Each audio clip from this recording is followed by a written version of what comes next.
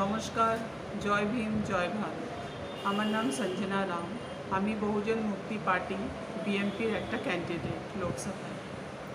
এই বিএমপির ব্যাপারে, বহুজন মুক্তি পার্টির ব্যাপারে আমি আপনাদেরকে জানাতে চাই যে আমরা কিন্তু ঘোষণাপত্রটা 100 রুপিস স্ট্যাম্প পেপারে করেছি।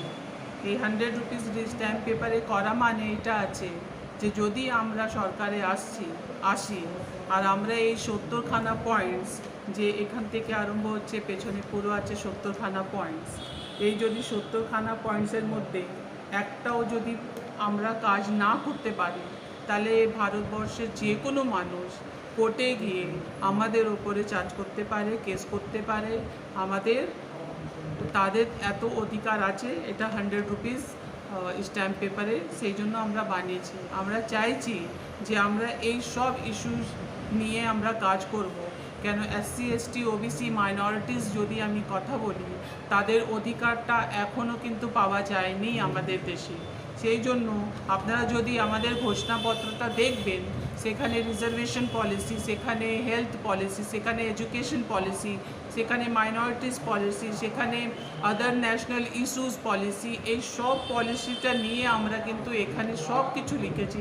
যেখানে আমাদের বাচ্চাদেরকে ভালো এডুকেশন, ভালো চাকরি, ভালো হেলথ, সব কিছু তাদেরকে দেওয়া হবে। আর আমাদের সরকার যদি হয়, তাহলে সরকার বাধ্য হবে এইসব করার জন্য। কেন তাদের গলায় চাপ পড়বে।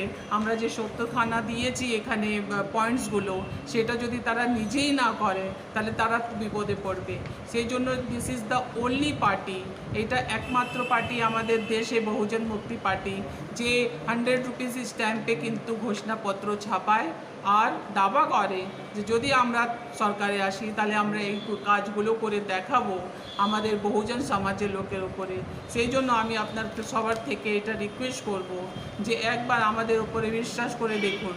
আমি আপনাদেরই লোক থেকে, আপনার মাঝখান থেকে, আপনার মেয়ে, আপনার দিদি, আপনার বোন হিসাবে এসেছি, আপনাদের থেকে ভোট চাইতে এসেছি।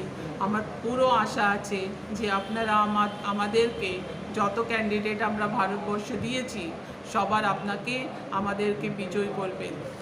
ধন্যবাদ। জয় ভীম।